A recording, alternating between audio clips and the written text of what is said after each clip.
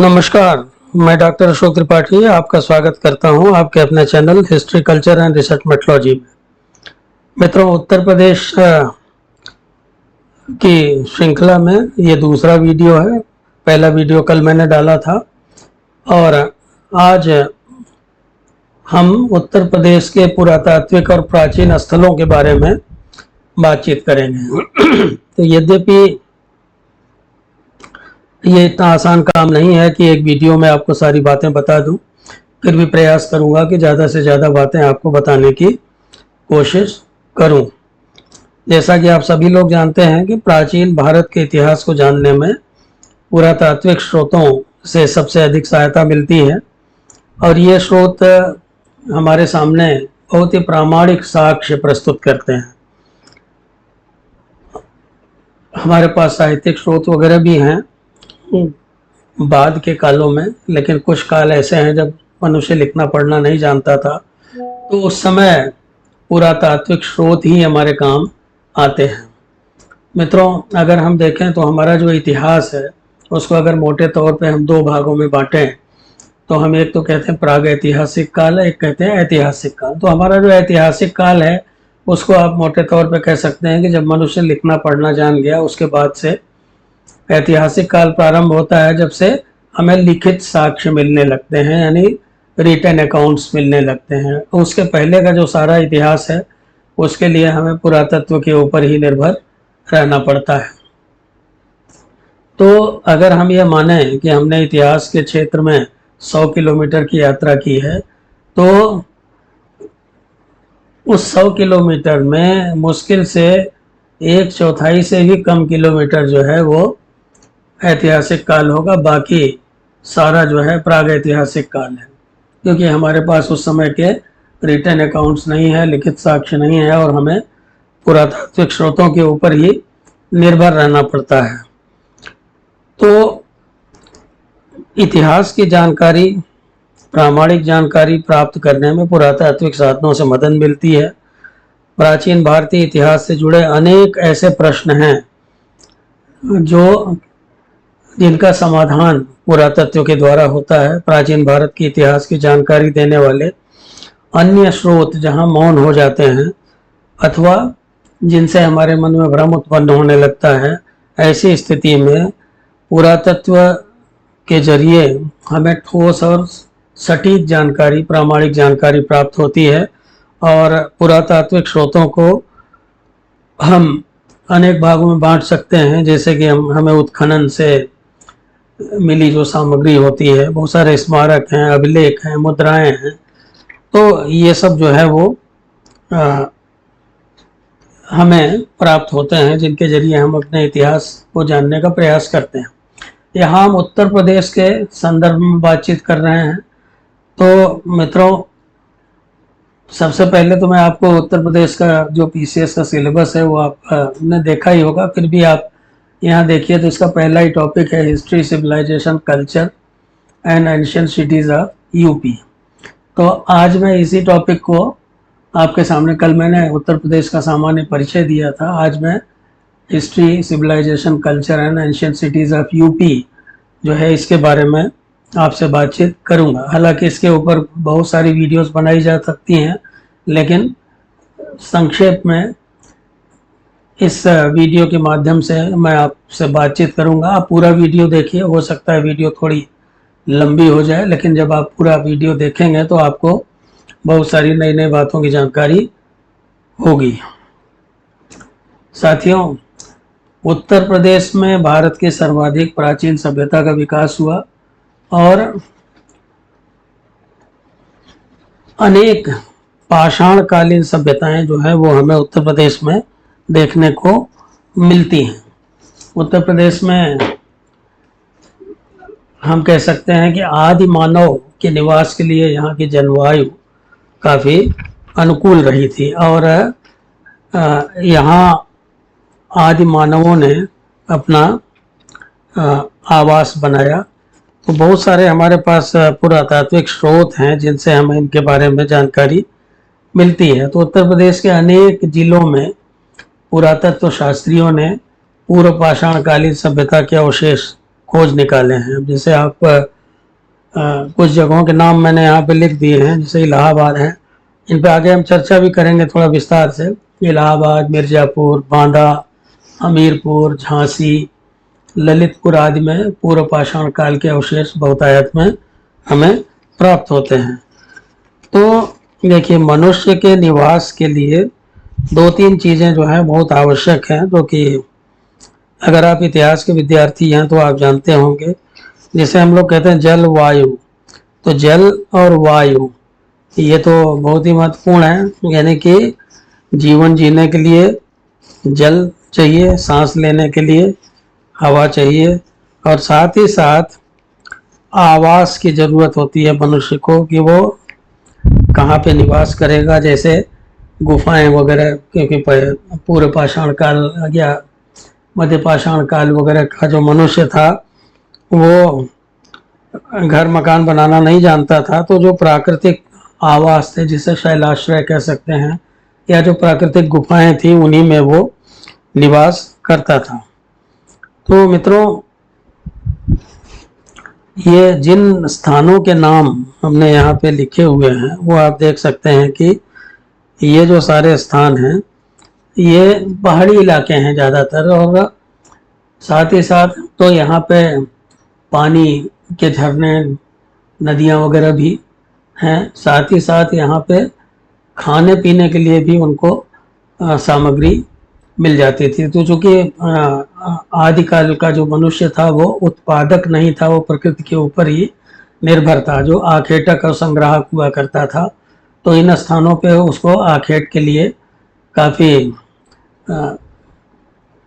मिल जाती थी, जीव जंतु वगैरह जिनका वो शिकार करता था। साथ ही साथ पीने के लिए पानी उपलब्ध था, और रहने के लिए गुफाएं वगैरह भी उपलब्ध थी।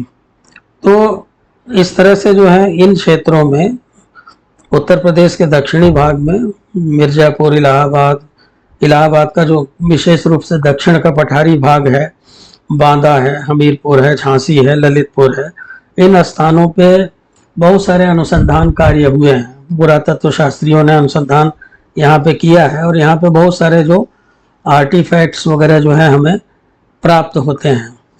तो इस तरह से हम ये देख सकते हैं कि पूरा पाषाण काल से ही जो उत्तर प्रदेश में आदि मानव ने रहना प्रारंभ कर दिया था।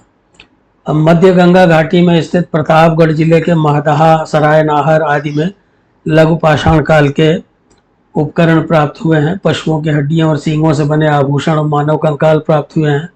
इसी तरह से इलाहाबाद तथा मिर्ज़ापुर में तो बेलन घाटी में पाषाणकालीन सभ्यता के अवशेष प्राप्त हुए हैं। तो बेलन घाटी जो है वो बहुत ही महत्वपूर्ण थी, और तो प्रस्तर युगीन या पाषाण काल की दृष्टि से अगर हम देखें, या पाषाणकालीन उद्योग का मतलब क्या था, यानी कि जो वो पत्थरों के औजार बनाते थे। अब आजकल तो बड़े बड़े उद्योग आप देखते हैं, तरह तरह की चीज़ें बनती हैं, लेकिन उस समय पाषाण काल में जो पत्थर के औजार बनाना भी एक उद्योग था। तो इस दृष्टि से इलाहाबाद, दक्षिणी इलाहाबाद तथा पश्चिमी मिर्ज़ापुर में बेलन घाटी में जो सर्वेक्षण पुरातत्व शास्त्रियों ने किया था वो बड़ा ही महत्वपूर्ण था। और यहाँ पे हमें प्रस्तर युगीन संस्कृतियों के क्रमिक विकास के बारे में जानकारी मिलती है। बेलन नदी जो है वो इलाहाबाद में मेजा तहसील के कुराओं के निकट से इलाहाबाद में प्रवेश करती है। इलाहाबाद में 40 किलोमीटर तक इसका बहाव क्षेत्र है, जहां आगे चल करके टोंस नदी में मिल जाती है। और टोंस नदी जो है वो गंगा नदी की एक सहायक नदी है। तो मिर्ज़ापुर का गंगा तथा कैमूर के मध्य का पठारी प्रदेश दक्षिण इलाहाबाद के कुराओं तक फैला हुआ है। तो यहाँ पे हमें पाषाणकालीन सभ्यता के अवशेष मिलते हैं। तो ये बेलन घाटी का जो तट था, ये सभी जो है यहाँ पे बहुत सारी पहाड़ियाँ थी। उन पहाड़ियों में प्रागैतिहासिक कालीन मानव के आवास स्थल हमें प्राप्त होते हैं। अब बहुत सारी पहाड़ियाँ जैसे मुरली, महूगढ़, चांदातरी, रामगढ़, बेलरही, करौदहिया आदि पर अनेक जो है ऐसे स्थल प्राप्त हुए हैं जहाँ पे ऐसा लगता है कि वो लोग पत्थर के औजार बनाया करते थे। और तो इस तरह से जो है यहाँ का जो मनुष्य था वो क्वार्टजाइट पत्थरों का उपयोग विशेष रूप से किया करता था, और जहाँ पे क्वार्टजाइट उपलब्ध नहीं था वहाँ पे सैंडस्टोन या बलुआ पत्थर जिसे कह सकते हैं उसका उपयोग करता था। तो बेलन घाटी में हमें पाषाणकालीन सभ्यता के अवशेष मिलते हैं। इसी तरह से आगे चल कर के भी हम देखते हैं कि बेलन घाटी में मध्य पाषाण काल में भी जो है यहाँ पे हमें प्राचीन सभ्यता के अवशेष मिलते हैं। खास करके चोपनी मांडो नामक जो है एक पुरा स्थल है, चोपनी मांडो पुरा स्थल जो है बूढ़ी बेलन के बाएं तट पर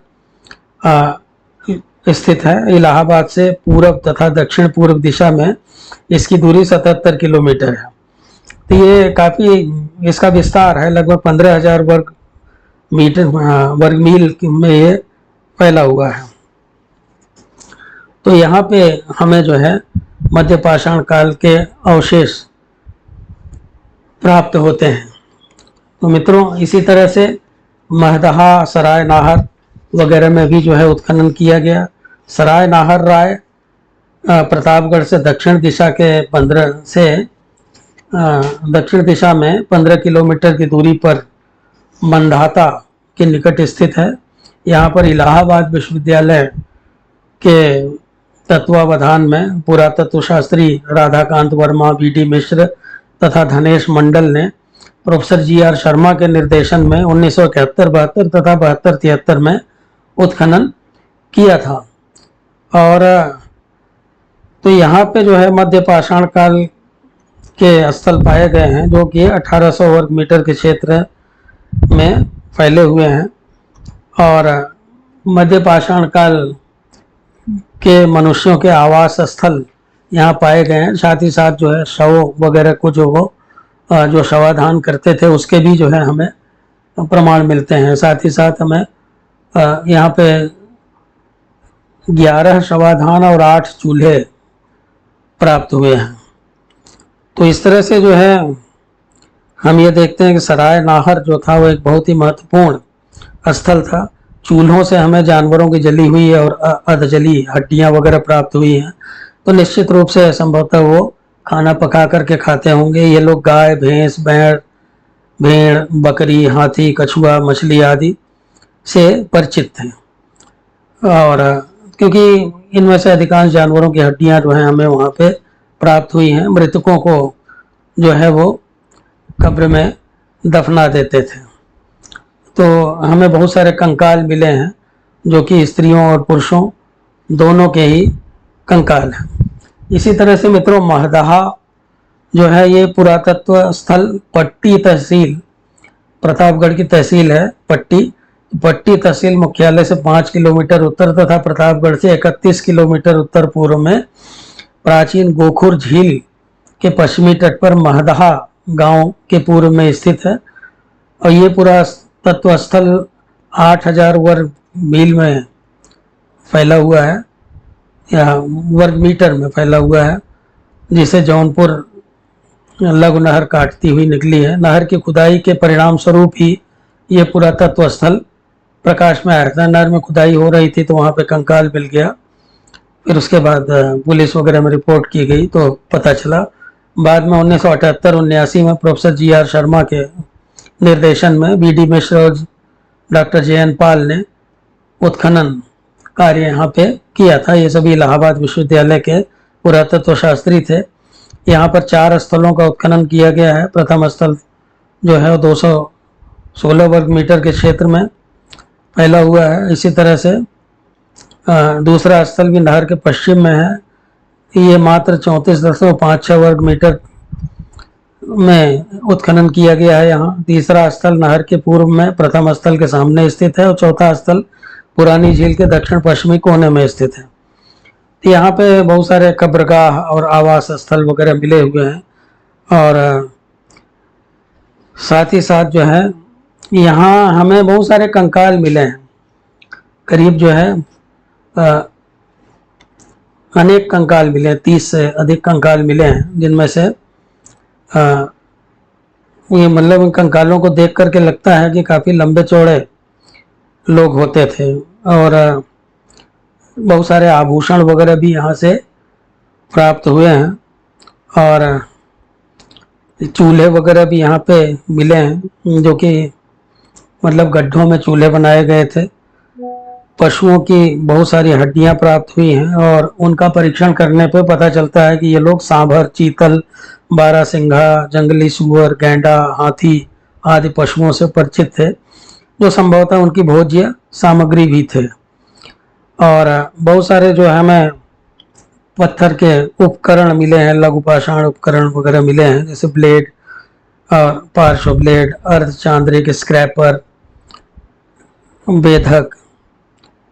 तो इस तरह से जो है ये उपकरण जो है ये चर्च और चालसेडनी, कार्नेलियल अगेट या एजेट जिसे आप कहते हैं, क्वार्ट्ज तथा क्रिस्टल इत्यादि से बनाए गए थे। तो यहाँ पे पत्थर के उपकरणों की अपेक्षा हड्डी के उपकरण जो है वो अधिक प्राप्त हुए हैं। तो इस तरह से मित्रों हम देखते हैं कि ये दोनों जो स्थल थे, महदहा और सराय नाहर, ये बहुत ही महत्वपूर्ण थे। और फिर उसके बाद हम देखते हैं कौशाम्बी जो था वो एक बड़ा ही प्राचीन नगर है। बार बार प्राचीन काल के जो साहित्य में हमें कौशाम्बी का उल्लेख मिलता है, कौशाम्बी का जिक्र मिलता है। और कौशाम्बी नगर की पहचान का जो श्रेय है वो अलेक्जेंडर कनिंघम को है। इसके महत्व को उजागर करने का श्रेय इलाहाबाद विश्वविद्यालय के पुरातत्व शास्त्री प्रोफेसर जी.आर. शर्मा को है। तो कौशाम्बी जो है वो काफ़ी लंबे चौड़े क्षेत्र में फैला हुआ है। वो इलाहाबाद से 51 किलोमीटर की दूरी पर लगभग दक्षिण पश्चिम की दिशा में स्थित है। अब तो आजकल के समय में कौशाम्बी जो है एक अलग जिला बन गया है। पहले जो है वो प्राचीन काल में कौशाम्बी एक नगर था, जो कि आधुनिक कोसम तथा गढ़वा ग्राम के नज़दीक में था। तो प्राचीन काल का अगर हम साहित्य, संस्कृत साहित्य वगैरह का अध्ययन करें तो उसमें कौशाम्बी नगर का बार बार उल्लेख मिलता है। ऐतरेय एवं गोपथ ब्राह्मण तथा कौशिकी उपनिषद में इसका उल्लेख जो है हमें मिलता है। कुरु पांचाल, उशीनारा इत्यादि के साथ इसका उल्लेख किया गया है। पुराणों के अनुसार निचक्षु जो परीक्षित की 6वीं पीढ़ी में था, उसने हस्तिनापुर से अपनी राजधानी हटा करके कौशाम्बी में अपनी राजधानी बनाई थी।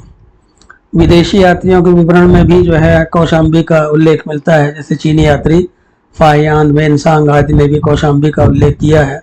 फाहियान के अनुसार कौशाम्बी सारनाथ के उत्तर पश्चिम में 13 योजन की दूरी पर था। इसी तरह से हमें बौद्ध ग्रंथों में भी कौशाम्बी के बारे में बहुत सारी जानकारी मिलती है। महापरिनिर्वाण सुत्त के अनुसार उत्तर भारत के 6 प्रमुख नगरों में कौशाम्बी भी एक था। दूसरे अन्य प्रमुख नगर थे चंपा, राजगृह, श्रावस्ती, साकेत, वाराणसी इत्यादि। इनके बारे में आगे हम अभी बात करेंगे।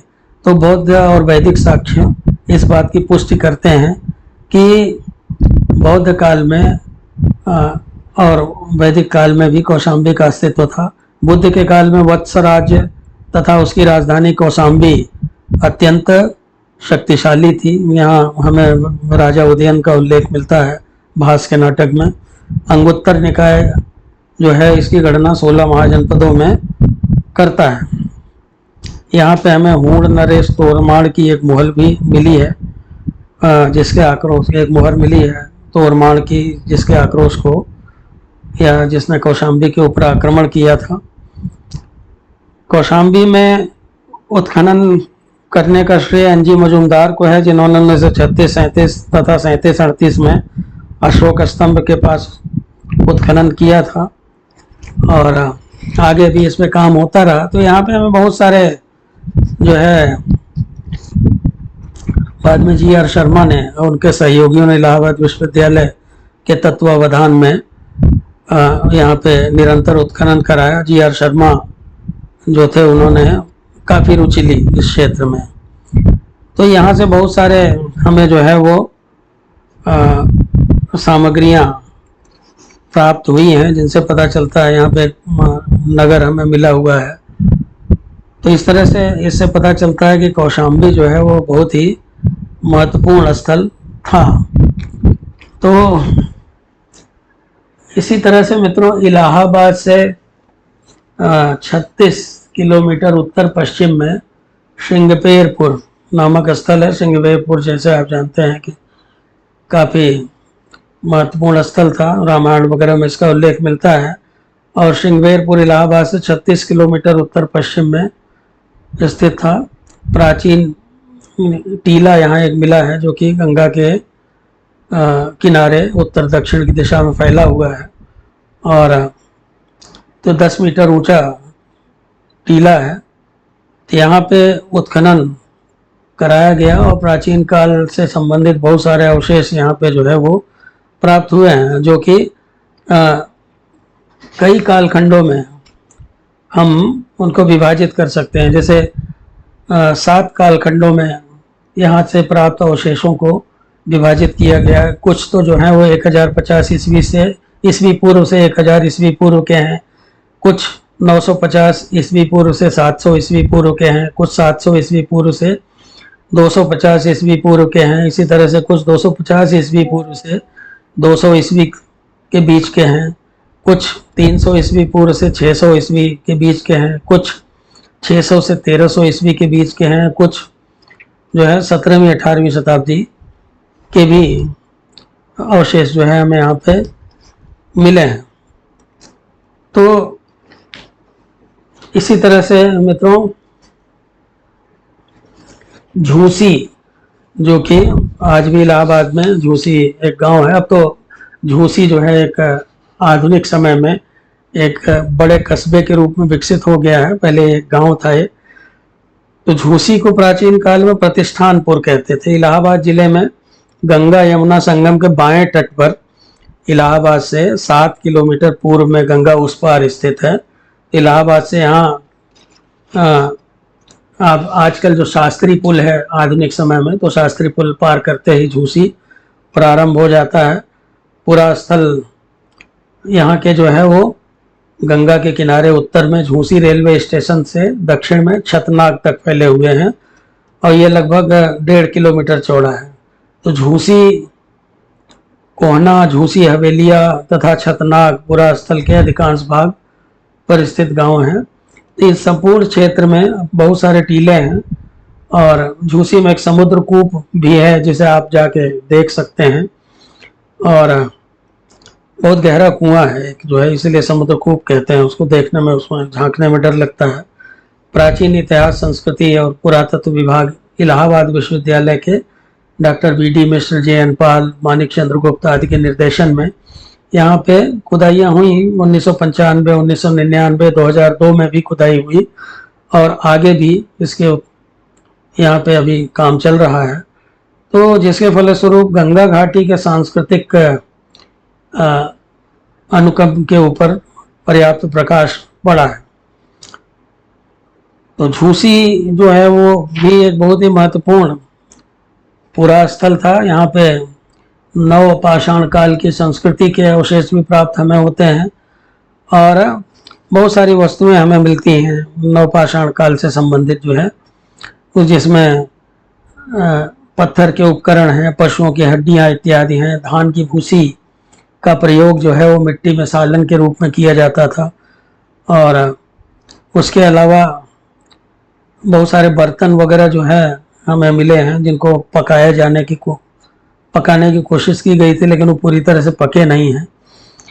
इसी तरह से हमें ताम्र पाषाण काल की संस्कृति और लौह संस्कृति के भी अवशेष हमें झूसी से प्राप्त होते हैं। तो बहुत सारे हमें जो है, जिसे हम कहते हैं कृष्ण मार्जित पात्र, लौह तथा ताम्र वस्तुएं इत्यादि हमें यहाँ से मिली हैं। हड्डियों की वस्तुएं मिली हैं, जले हुए अन्न मिले हैं, और चूल्हे हैं, मिट्टी के पिंड हैं बहुत सारे।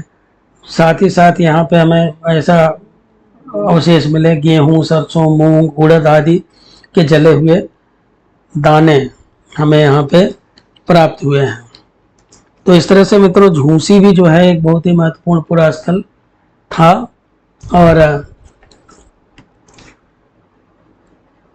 कुछ अन्य प्राचीन नगर जो है वो बहुत ही महत्वपूर्ण रहे हैं, जिनके बारे में भी हम थोड़ी बातचीत करेंगे। अयोध्या के बारे में हम बात करें तो ये भारत की प्राचीन पवित्र नगरी थी।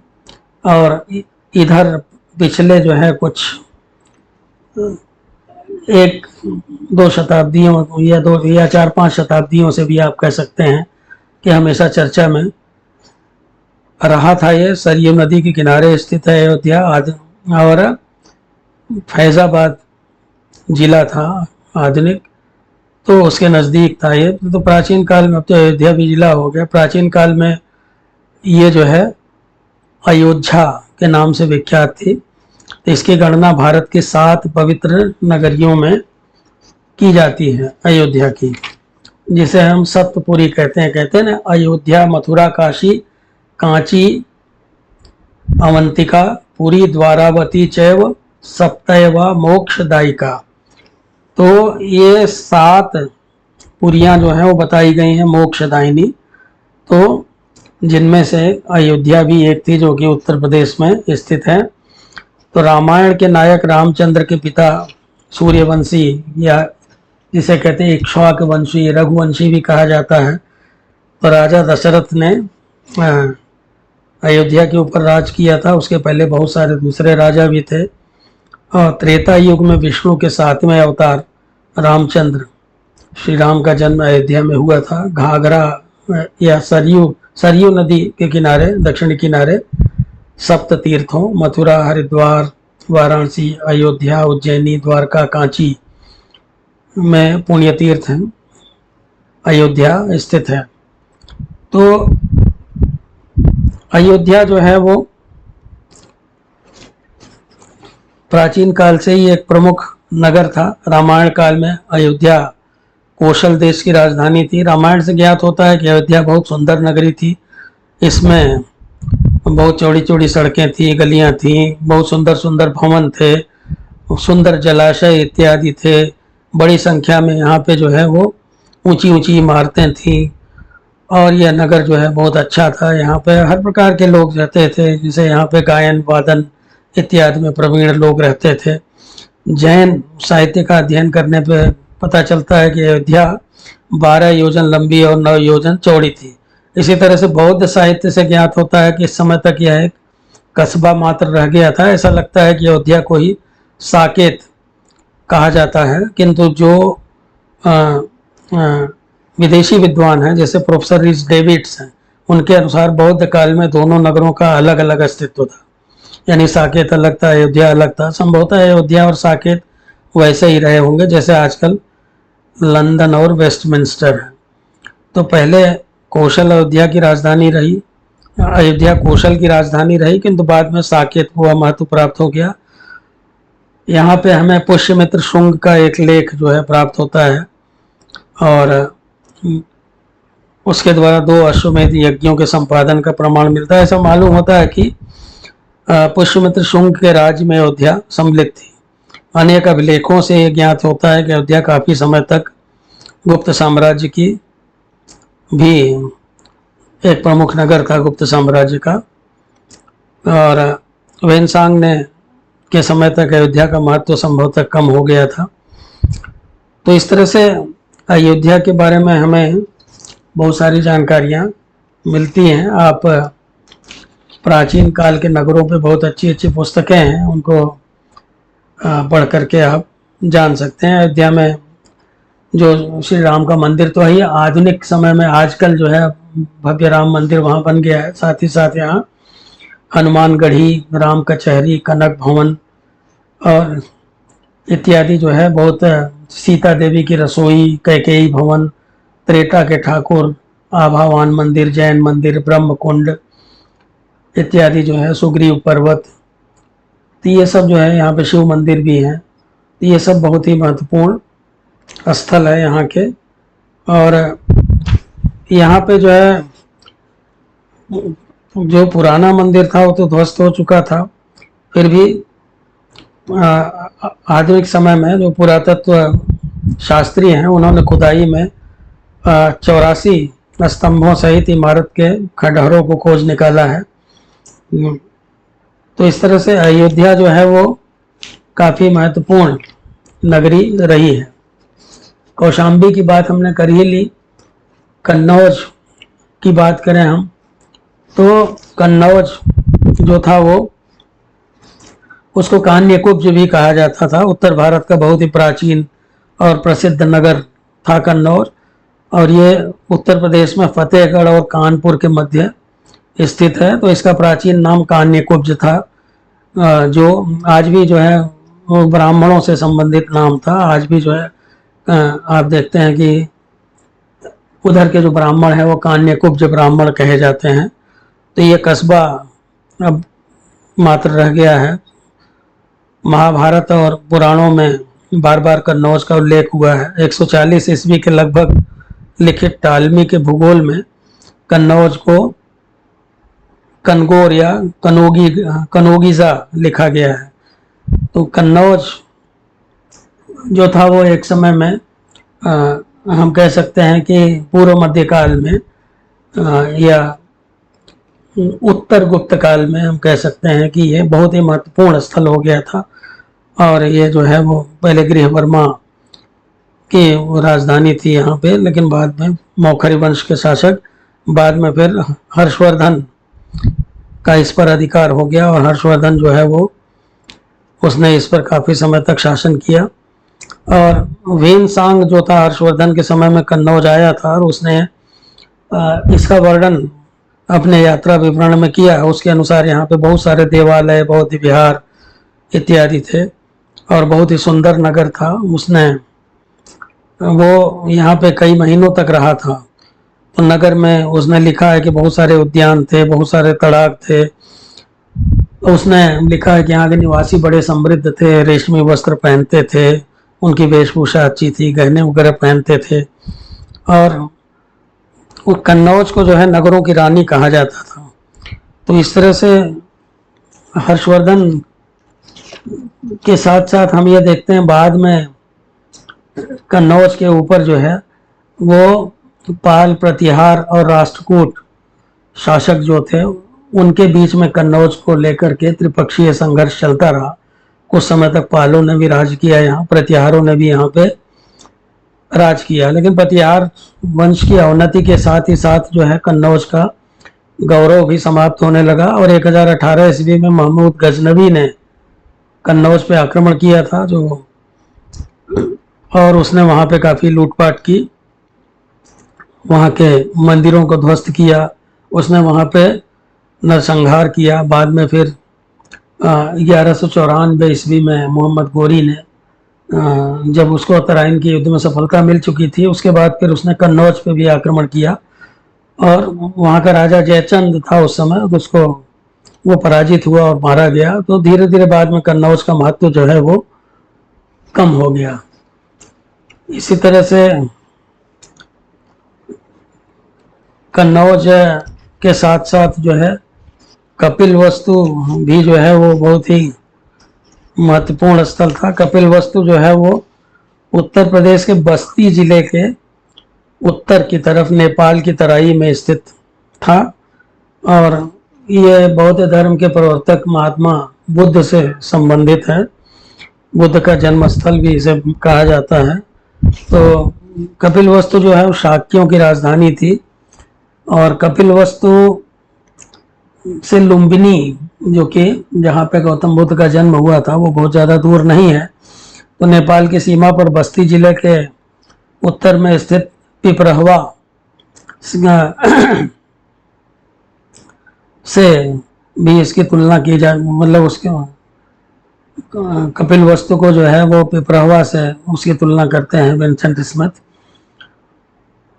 तो गौतम बुद्ध जो है वो जब उनको ज्ञान प्राप्त हो गया था, उसके बाद वो कपिलवस्तु आए थे, और उन्होंने ऐसा कहा जाता है कि अपने पिता शुद्धोधन और अपनी पत्नी यशोधरा को बौद्ध धर्म में दीक्षित किया था। सम्राट अशोक के समय में कपिलवस्तु का महत्व बहुत बढ़ गया था। एक तरह से बौद्ध तीर्थ स्थान माना जाता था इसे। बहुत सारे लोग, जो बहुत सारे बौद्ध जो है वो कपिल वस्तु की यात्रा करते थे। चीनी यात्री फाहियान के समय में कपिल वस्तु नगरी जो है उजड़ चुकी थी। यहाँ बहुत थोड़े बहुत भिक्षु यहाँ पे निवास करते थे। हर्षवर्धन के समय में घेनसांग ने भी यहाँ की यात्रा की थी और उसने कपिल वस्तु का वर्णन करते हुए लिखा है कि यहाँ 1,000 संघाराम थे, किंतु अब उसने ये लिखा है कि अब केवल एक ही बचा है जिसमें मात्र 30 भिक्षु रहते हैं। तो इस तरह से कौशाम्बी आजकल जो है इन बौद्ध स्थलों का पर्यटन स्थल के रूप में विकास किया जा रहा है। इसी तरह से आप देख सकते हैं पिपरहवा जो है वो भी एक महत्वपूर्ण स्थल था। और यहाँ पे भी जो है बौद्ध धर्म से संबंधित बहुत सारे अवशेष जो है हमें प्राप्त होते हैं। और ये भी जो है प्राचीन काल का जो है एक प्रमुख नगर था। ये भी जो है पिपरहवा भी जो है उत्तर प्रदेश के बस्ती जिले में नेपाल की सीमा के नज़दीक स्थित है। और यहाँ पे एक स्तूप प्राप्त होता है और साथ ही साथ जो है यहाँ पे एक 5वीं शताब्दी का अभिलेख भी मिला है, जिसमें यह उल्लेख है कि बुद्ध के भस्मावशेष पर यह स्मारक शाक्य वंशीय परिवार के कुछ व्यक्तियों ने निर्मित कराया था। तो इस तरह से पिपरहवा भी एक बौद्ध स्थल है।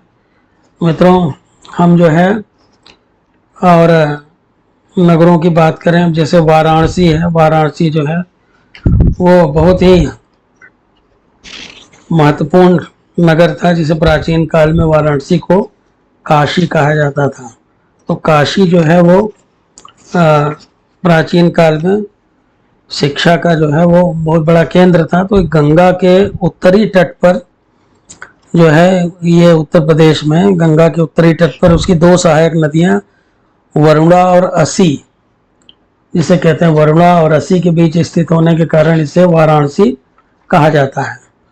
और यहाँ पे जो है बहुत ही प्रसिद्ध काशी विश्वनाथ का मंदिर है।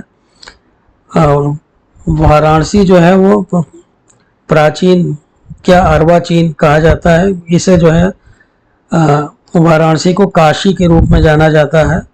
और तो काशी जो है वो अत्यंत प्राचीन नगर है मित्रों। और आज भी बहुत सारे जो हिंदू या सनातन धर्म में विश्वास करें, इसे शिव की नगरी भी कहा जाता है। तो शिव की नगरी होने के कारण जो है वाराणसी में बहुत सारे शिव भक्त हमेशा जाते रहते हैं। और ईसवी पूर्व 7वीं शताब्दी में बेबीलोन और निनेवेर के बराबर जो है वाराणसी की, मतलब निनेवेर और बेबीलोन वगैरह से इसकी तुलना की गई है। वो उस तरह से ये विकसित था उस काल में। और इसको तीर्थराज भी कहा जाता है। ये भी सप्तपुरियों में से एक है। और ऐसा कहा जाता है कि 1200 वर्ष पहले सुहात्र के पुत्र काश्य ने शहर की स्थापना की थी। काश्य से काशी नाम पड़ा। एक दूसरे मत के अनुसार सूर्योदय के समय वाराणसी के आकाश में गुलाबी लाल अर्थात काशाय रंग फैल जाता है। तो काशाय से काशी, जिसे आप कहते हैं द सिटी ऑफ लाइट, नामकरण हुआ। काशीराज ने वर्ना में वाराणसी नाम से एक देवी की स्थापना की। इससे काशी का नाम वाराणसी पड़ा। तो वामन पुराण के अनुसार विष्णु के अंश और अव्यय पुरुष के दाहिने पैर से सर्व पापहारी मंगलदायिनी वरुणा और बाएं पैर से 80 नदी निकली। तो दोनों का मिलन वाराणसी में हुआ, वरुणा और असी, इसलिए इसको वाराणसी कहा गया। तो मध्य युग में यह कन्नौज के अधीन था। 7वीं शताब्दी में काशी पर बंगाल के पाल राजाओं का अधिकार था। पाल राजाओं से काशी मुसलमानों के अधिकार में चली गई।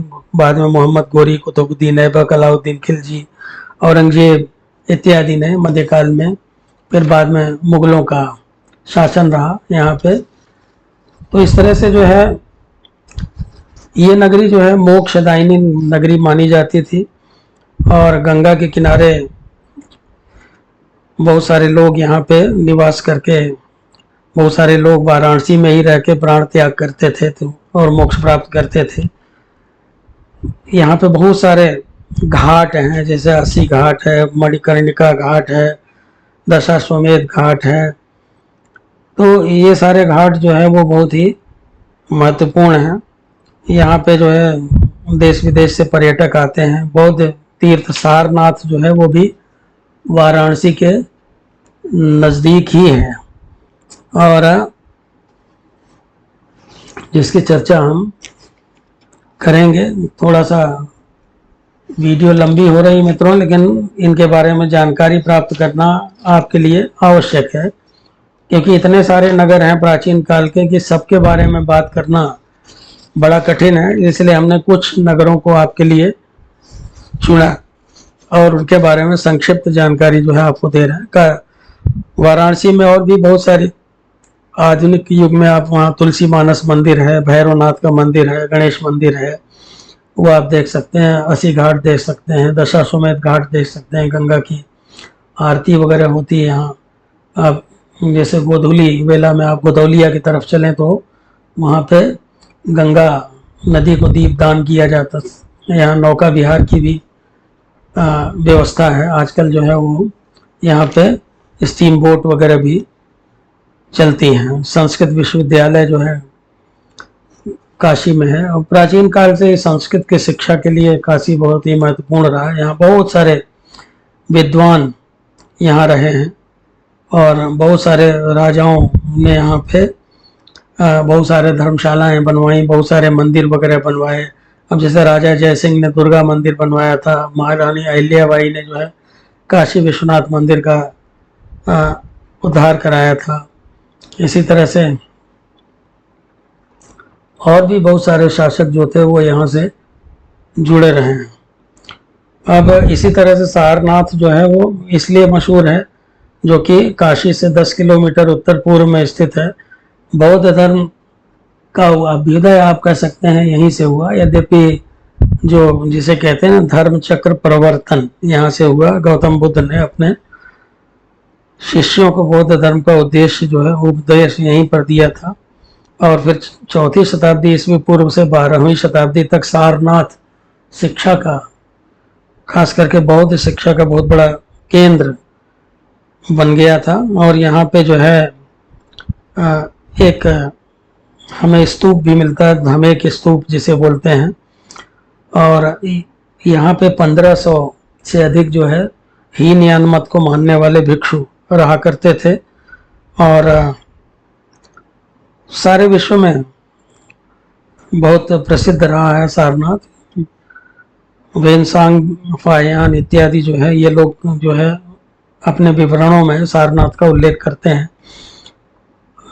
तो इस तरह से कुल मिलाकर के हम ये देखते हैं कि सारनाथ जो है वो बहुत ही महत्वपूर्ण स्थल है, और आज भी सारनाथ जो है वो लोग यहाँ जाते हैं। मतलब ये इसको जो है वो वर्ल्ड हेरिटेज में भी शामिल किया गया है।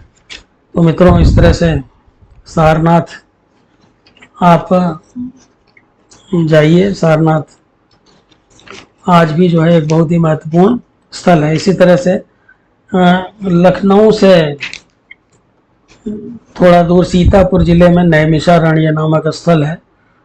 देवी भागवत में उल्लेख है कि कली से छुटकारा पाने के लिए हजारों ऋषि मुनि ब्रह्मा के छोड़े चक्र नेम के भूमि स्पर्श के क्षेत्र उत्पलारण्य चले आए थे। लोग इसे निमसार भी कहते हैं। तो चक्र तीर्थ नाम का यहाँ एक सरोवर है। तो वामन पुराण के अनुसार नैमिषारण्य विश्व का श्रेष्ठतम तीर्थ है। दूसरे अनेक पुराणों में भी जो है इसका उल्लेख हुआ है, और ऐसा कहा जाता है कि गौरमुख मुनि ने निमेष में एक असुर को भस्म कर दिया था, इसीलिए इसका नाम नैमिषारण्य पड़ा। यानी निमेष मतलब पल भर में, पलक झपकते ही। तो गोमती यहाँ पे जो है वो 51 जो सती पीठ हैं उनमें से एक पीठ ललिता देवी का मंदिर है यहाँ पे, जो कि बहुत ही प्रसिद्ध है, 51 शक्तिपीठों में से माना जाता है उसे। इसी तरह से एक दंत कथा है कि देवासुर संग्राम में देवताओं की पुकार पर आदि शक्ति महामाया ललिता के रूप में प्रकट हुई थी। चक्र तीर्थ के दक्षिण पश्चिमी गोमती नदी के किनारे टीले पर विराट राज के किले के खंडहर अतीत की याद दिलाते हैं। पांडवों ने भी कुछ दिनों तक यहाँ पे निवास किया था, ऐसा माना जाता है। ऐसा माना जाता है कि वेद व्यास भी कुछ समय तक यहाँ रहे थे, इसीलिए व्यास गद्दी भी यहाँ पे है, आज भी है व्यास गद्दी, और व्यासदेव का मंदिर भी बना हुआ है। इसके अलावा 1000 शिवलिंगों से युक्त नाट मंदिर, आनंदमयी आश्रम, चैतन्य महाप्रभु की स्मृतियों से जुड़ा परमहंस मठ, सरस्वती आश्रम, पुराण मंदिर, द्रविड़ शैली का बालाजी मंदिर, शुक्र गद्दी इत्यादि यहाँ पे प्राप्त होते हैं। तो मित्रों, प्रयाग की बात करें हम, प्रयाग जो है वो अत्यंत प्राचीन नगरी थी। ऐसा कहा जाता है कि ब्रह्मा ने जो है यहाँ पे यज्ञ किया था, इसीलिए इसका नाम जो है वो प्रयाग पड़ा था। प्रयाग का उल्लेख जो है हमें प्राचीन काल के अनेक ग्रंथों में मिलता है। प्रयाग जो है गंगा यमुना के संगम के कारण प्रसिद्ध है। भरद्वाज मुनि का आश्रम है प्रयाग में, जो कि वायुयान के आविष्कारकर्ता कहे जाते थे। यहाँ पे राम लक्ष्मण सीता जब वन में जा रहे थे तो उन्होंने भरद्वाज मुनि में का दर्शन किया था प्रयाग में। और प्रयाग को तीर्थराज कहा जाता है। ऐसा कहा जाता है कि यहाँ गंगा यमुना और अदृश्य सरस्वती नदी है, जो संभवतः ज्ञान की सरस्वती है। और तो प्रयाग जो है वो ज्ञान के सरस्वती होने के कारण जो है, इसी से हम समझ सकते हैं कि प्राचीन काल में शिक्षा का एक बहुत बड़ा केंद्र था। और प्रत्येक वर्ष प्रयाग में माघ मेला का आयोजन होता है। प्रयाग में हर्षवर्धन ने जो है वो हर 5वें वर्ष को अपनी सारी संपत्ति दान कर देता था। और प्रयाग में कुंभ मेला भी लगता है, और जो 4 स्थानों पर कुंभ मेले लगते हैं उनमें प्रयाग प्रमुख है। अभी हाल ही में प्रयाग में महाकुंभ लगा था, जिसमें ऐसा कहा जाता है कि लगभग 65 करोड़ लोग इसमें सम्मिलित हुए थे। तो प्रयाग जो है स्वतंत्रता आंदोलन के समय में भी बड़ा महत्वपूर्ण रहा था। मोतीलाल नेहरू के द्वारा बनवाया गया जो आनंद भवन था वो स्वतंत्रता आंदोलन के स्वतंत्रता सेनानियों के लिए जो है एक केंद्र स्थल था। वहाँ पे सब इकट्ठा होते थे। उन्होंने बाद में उसको देश को दान कर दिया था। प्रयाग में ही जो है वो अंग्रेज़ों के ज़माने में बड़े बड़े ऑफिस वगैरह प्रयाग में, एक तरह से कह लीजिए कि उत्तर प्रदेश की राजधानी प्रयाग ही हुआ करती थी। लेकिन बाद में आधुनिक काल में लखनऊ हो गई। तो आज भी बहुत बड़े बड़े दफ्तर वगैरह जो है, जैसे AG office, board office, D office, higher education commission, Allahabad high court, railway board का ऑफिस, ये सब बहुत सारे, माध्यमिक शिक्षा बोर्ड, पब्लिक सर्विस कमीशन इत्यादि सब आज भी इलाहाबाद में ही हैं। अभी इसका नाम बीच में अकबर ने जो है इलाहीबाद किया था, जो कि बदल के इलाहाबाद हो गया। अंग्रेज़ों ने अल्लाहाबाद कर दिया था इसको। अभी इसका नाम फिर से रेस्टोर करके प्रयागराज कर दिया गया है। अब हस्तिनापुर की बात करें। हस्तिनापुर उत्तर प्रदेश में मेरठ से 22 मील उत्तर पूर्व में गंगा नदी के पश्चिमी तट पर स्थित था। और यहाँ अब ये गंगा नदी किनारे नहीं रह गया है, क्योंकि समय के अनुसार गंगा नदी बहुत दूर चली गई है यहाँ से। तो ये एक पौराणिक ऐतिहासिक नगर है। महाभारत काल के समय में हम देखते हैं कि ये कुरुओं की राजधानी हुआ करती थी। बहुत सारे बौद्ध जैन ग्रंथों में भी इसका उल्लेख हुआ है। जैन ग्रंथ विविध तीर्थकल्प के अनुसार प्रथम तीर्थंकर ऋषभ देव ने अपने संबंधी कुरु को कुरुक्षेत्र का राज्य दे दिया गया था। इन्हीं कुरु के पुत्र हस्तिन ने भागीरथी या गंगा नदी के किनारे हस्तिनापुर नगर बसाया था। ये भी कहा जाता है कि जैन धर्म के 16वें और 17वें और 18वें तीर्थंकर जो है उनका जन्म हस्तिनापुर में ही हुआ था। महाभारत का अध्ययन करने पे हमें पता चलता है कि हस्तिनापुर उस समय बहुत विशाल नगर था और एक तरह से कह सकते हैं कि अपने वैभव के चरमोत्कर्ष पर था। और महाभारत में हस्तिनापुर का वर्णन जो है वो एक बहुत ही समृद्ध नगर के रूप में किया गया है, जहाँ बड़े बड़े महल थे, बड़े बड़े जलाशय थे, बड़े बड़े लोग वहाँ पे रहा करते थे और काफ़ी विस्तृत नगरी थी। 1949 ईस्वी में डॉक्टर ब्रजवासी लाल ने, या बीबी लाल कह सकते हैं, हस्तिनापुर के उत्खनन का श्री गणेश किया था। प्राचीन नगर के खंडहर ऊंचे टीलों की श्रृंखलाओं के रूप में दूर दूर तक फैले हुए हैं। यहाँ पे बहुत सारे प्राचीन अवशेष पाए गए हैं। हस्तिनापुर नगर का उद्भव 6ठी शताब्दी ईस्वी पूर्व से पहले हुआ होगा, ऐसा पुरातत्व शास्त्रियों का मानना है। संभवतः ये 900 ईस्वी पूर्व में बसाई गई होगी, ऐसा अनुमान है पुरातत्व शास्त्रियों का। तो आज भी जो है हस्तिनापुर नगर के दर्शन करने लोग जाते हैं, बड़ी श्रद्धा के साथ जाते हैं। तो मित्रों, थोड़ी वीडियो लंबी हो गई हो अवश्य, लेकिन यह है कि इतने सारे प्रसिद्ध नगरों के बारे में बातचीत करने में थोड़ा समय तो लगता ही है, लेकिन अभी बहुत सारे नगर छूट भी गए होंगे। मैं बाद में उनके ऊपर और अलग से वीडियो बनाऊंगा। तो उम्मीद है कि आपको अपने परीक्षा में इस वीडियो से सहायता मिलेगी। अगर आपको वीडियो पसंद आई हो तो चैनल को आप सब्सक्राइब अवश्य कर लें, अपने मित्रों से भी सब्सक्राइब कराएं। और अभी इस श्रृंखला में बहुत सारी वीडियोस आएंगी, इसलिए आप निरंतर पूरी वीडियोस देखते रहें। ये जो दोनों पेपर हैं, इसके हर टॉपिक को मैं धीरे धीरे कवर करूंगा। तो चलिए जल्दी ही मिलते हैं उत्तर प्रदेश विशेषांक के अगले भाग के साथ। तब तक के लिए शुभ रात्रि।